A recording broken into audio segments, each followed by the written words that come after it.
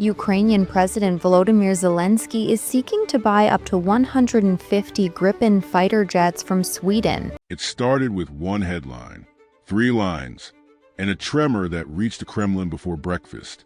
Sweden to deliver 150 Gripen jets to Ukraine. For a moment, Moscow thought it was a mistake. Then the brief confirmed it. 150 fighters, Swedish-made, NATO-aligned, combat-ready. The kind of news that doesn't trend online. It rewrites doctrine. Because for Russia, air superiority isn't strategy. It's identity. And now, that identity had cracked by a nation it once ignored. Neutral Sweden, builder Volvo's furniture and peace, had just redrawn Europe's battlefield. Inside Moscow's defense command, silence replaced confidence. The world had changed overnight, not with missiles, but with a message. The sky no longer belonged to Russia. For 200 years, Sweden had no enemies, no wars, no borders burning. But neutrality dies the moment invasion becomes contagious. When Ukraine called for help, Sweden didn't send words, it sent wings. Behind closed doors, Saab engineers and Ukrainian defense officials met undercover diplomacy. Blueprints turned into contracts. Contracts turned into history. What began as quiet cooperation became an alliance that no one saw coming. Stockholm's logic was cold and simple. If Ukraine falls, the North trembles next. So Sweden chose transformation over tradition. Neutrality became strategy. Caution became courage. In one move, Sweden didn't just join NATO. It became NATO's sharpest edge. And for Russia, that was the moment silence became fear. The JS-39 Gripen, small, agile, unapologetically efficient, born from Swedish restraint, built for survival, not spectacle. While superpowers built hangars the size of cities, Sweden built fighters that could take off from a rural road. 10 minutes to refuel, 10 more to rearm, then gone. The Gripen doesn't rely on bases or bureaucracy. It thrives in chaos. Its meteor missiles strike before radar can lock. Its electronic warfare suite blinds enemies before they even know they're hunted. And its open source code gives pilots something America never does: control. For Ukraine, that meant sovereignty in software and sky. For Sweden, it was proof that intelligence could outfly intimidation. The Gripen wasn't a jet. It was a statement, a whisper that said, we don't need to be the biggest, just the smartest. 150, a number that sounded insane until Sweden made it real. Each jet a symbol of defiance. Each delivery, a countdown. Inside Saab's hangars, assembly lines never slept. Technicians welded, coded, calibrated. Pilots trained on simulators that modeled Russian radar in real time. This wasn't charity. It was strategy, delivered in phases, not promises. Dozens of Gripens at a time. Each wave timed with new Ukrainian air squadrons. A rolling thunder of independence. Stockholm knew the risk. Every shipment pushed Russia closer to panic. Every launch blurred the line between aid and active war. But Sweden's leaders were unmoved. If defending freedom is escalation, one official said, then escalation is overdue.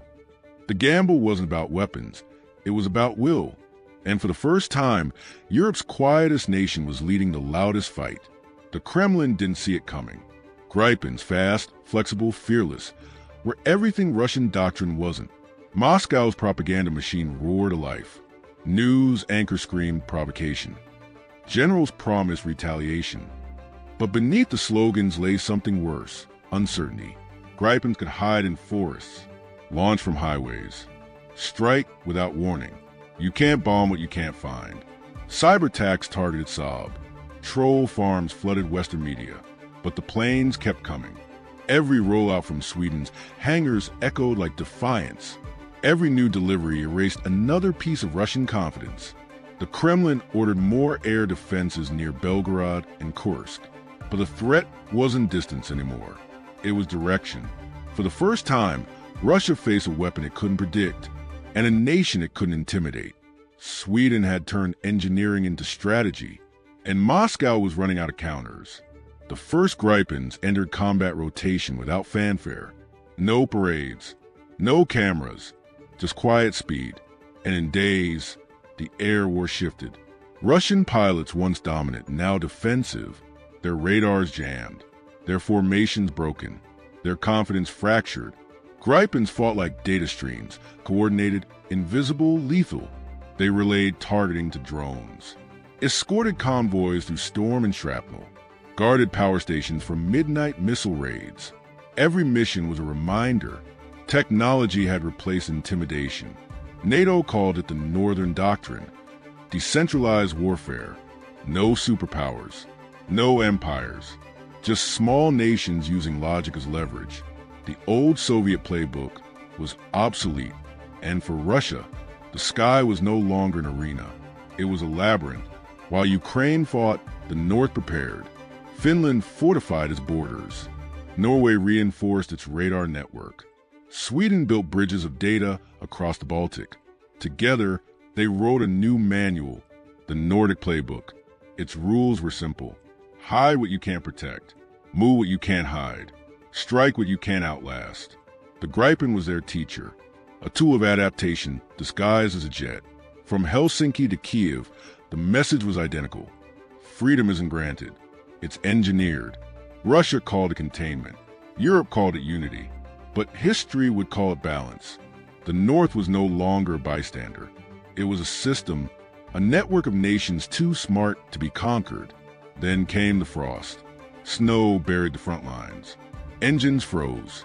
And still, the Gripens flew. They hunted through clouds and shadows, cutting through blizzards like scalpels through smoke. Every night, Ukrainian radar screens lit up with new hope. Convoys destroyed before dawn. Supply lines severed before sunrise. Winter had always favored Russia. Now it betrayed it. Gripens refueled on frozen highways. Crews worked under the northern lights. No headlines, no parades, just quiet endurance. For Moscow, it was a season of realization. For Sweden, it was validation. Because when the snow settled, it wasn't the biggest army that survived. It was the one that adapted first. By spring, the war had changed shape. Not ended, just evolved. Ukraine held its skies. Russia held its breath. And Sweden held the future. The Gripen wasn't just a machine, it was a message that small nations could build power without permission. That innovation could be armor. That silence could be strength. Factories in Linköping ran nonstop, feeding not war but balance. Poland, Finland, and the Baltics placed their orders. Europe had found its independence, and it came with afterburners. In Washington, analysts called it a shift in doctrine. In Moscow, they called it defeat by efficiency. And somewhere over the Baltic, a pilot whispered through static, "We're still here. Wars end, but ideas don't." Because in the new age of conflict, power doesn't always roar. Sometimes it flies. And that's how Sweden, the quiet engineer of the North, rewrote the rules of war without firing a warning shot. Because history doesn't always march. Sometimes it soars. This is History Nexus, where silence breaks empires.